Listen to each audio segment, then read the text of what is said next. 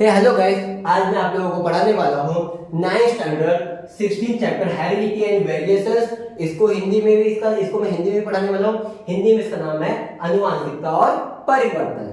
सबसे पहले मैं आप लोगों को जो चैप्टर का जो नेम है इसका मतलब बता देता हूँ मैं। तो सबसे पहले आपको जानना पड़ेगा हेरिडिटी, यानी कि हेरिडिटी क्या होता है, अनुवांशिकता होता क्या है। देखिए, transfer of character from parents to offspring is called heredity. और हिंदी में क्या बोलते हैं, अनुवांशिकता को क्या बोलते हैं, माता और पिता के शारीरिक अथवा मानसिक लक्षण संतति में संक्रमित होने की प्रक्रिया को अनुवांशिकता कहते हैं।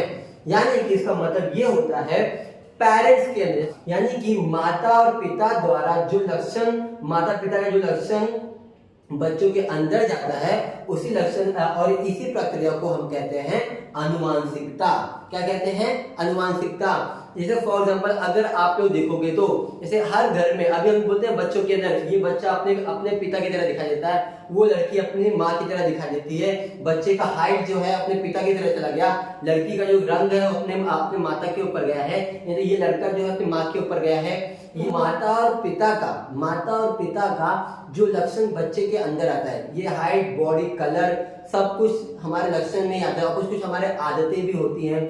अभी जैसे कुछ बच्चे का कि उनका जुबान लड़खड़ाता है बोलने के लिए, और अगर उनके पिता का या उनकी माता का भी जुबान लड़खड़ाता रहेगा तो बच्चों के अंदर भी अगर वो लक्षण जाता है तो बच्चों का भी जुबान लड़खड़ाता है। तो ऐसे बहुत सारे जो मतलब कि माता पिता के अंदर जो लक्षण जो भी कैरेक्टर्स होते हैं, वो कैरेक्टर्स जब बच्चों के अंदर जाता है तो वो जो कैरेक्टर जाने वाला जो प्रोसेस होता है, पेरेंट्स टू ऑफस्प्रिंग। ऑफस्प्रिंग यानी क्या होता है, जो शिशु बच्चा पैदा होता है ना, उसी बच्चे को बोलते हैं ऑफस्प्रिंग बोलते हैं।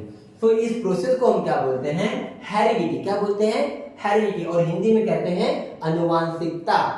तो अब जितना मैंने बड़बड़ कर दिया, जितना मैंने महाभारत रामायण बता दिया, तो इतने में तो आप लोग समझ ही गए होंगे कि हेरिडिटी यानी कि अनुवांशिकता का मतलब क्या होता है। अब वेरिएशन यानी परिवर्तन यानी क्या होता है, पेड़ पौधे कैसे होते हैं, तो एक पेड़ जैसा है, उस पर दूसरा पेड़ निकलेगा तो वो भी सेम टू सेम वैसा ही दिखाई देगा। पर हम जो इंसान है, हम जो एनिमल्स यानी कि हम जो जानवर है, या मतलब हम जो इंसान है, हम इंसानों के अंदर ऐसा होता है क्या, नहीं। क्योंकि पेड़ पौधे के अंदर एक ही प्रकार का उसमें वो असेक्सुअली होते हैं, यानी कि उसमें क्या होता है कि एक ही प्रकार का जीन गया रहता है, एक ही प्रकार का जनिक रहता है उनके। और हमारे अंदर क्या होता है, माता का अलग और पिता का अलग, इसलिए उनसे मिलकर कुछ अलग बनता है। तो कुछ अलग को हम बोलते हैं को क्या होता है, कुछ परिवर्तन आता है उसके अंदर, फिर तो उसी को बोलते हैं वेरिएशन यानी कि परिवर्तन। तो ठीक है, तो ये वेरिएशन यानी परिवर्तन का मतलब समझ गया है आप लोगों को। अब द ब्रांच ऑफ बायोलॉजी यानी क्या होता है, जैव विज्ञान। जिस स्टडी में हम लोग लाइफ की पढ़ाई करते हैं, उस पढ़ाई को हम बोलते हैं बायोलॉजी। क्या बोलते हैं, बायोलॉजी। अब आ रही है किसकी, इनहेरिटेंस। तो the branch of biology which studies the transfer of characteristics of organism from one generation to the next and genes is in particular is called as genetics। और हिंदी में बोलते हैं इनको कौन सा कहते हैं, सजीवों के गुणधर्म एक पीढ़ी से दूसरी पीढ़ी तक कैसे संक्रमित होते हैं, इसका सामान्य तौर पर तथा विशेष रूप से जनुकों यानी जीन्स का अध्ययन करने वाली जीव विज्ञान की एक शाखा है, और इस शाखा को अनुवांशिक विज्ञान यानी कि जेनेटिक्स कहते हैं। देखो, सबसे पहले आप लोगों को दोस्तों मैं बताता हूं मैं कि इनहेरिटेंस का मतलब क्या होता है। इनहेरिटेंस का मतलब क्या होता है, मालूम है क्या, जैसे कि अगर आपके डैड है तो आपके डैड का घर, बैंक बैलेंस, प्रॉपर्टी, वो सब कुछ उनका जो रहेगा वो आपको मिलेगा, यानी कि उनके जनरेशन में उनके पास जो था वो अभी नेक्स्ट जनरेशन यानी कि आपको दिया जाएगा।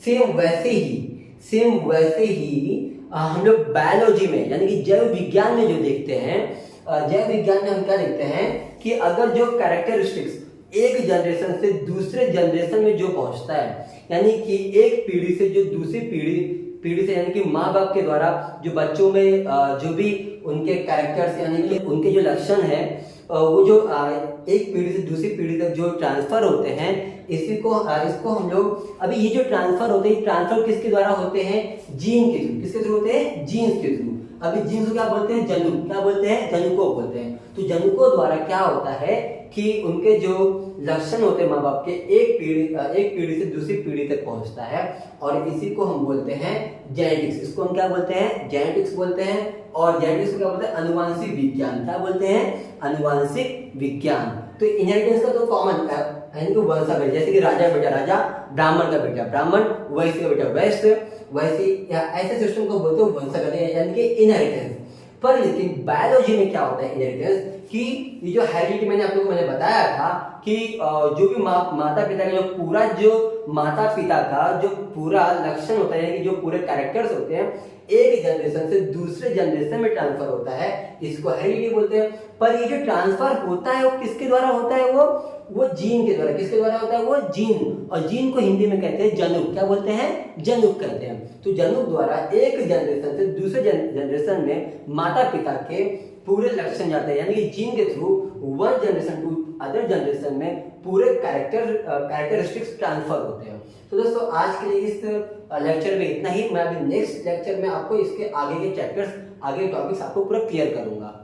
अगर आप लोगों को मेरा लेक्चर अच्छा लगे तो प्लीज लाइक शेयर सब्सक्राइब जरूर करें। आप लोग शेयर नहीं करते, हाँ शेयर जरूर करें आप लोग इसको।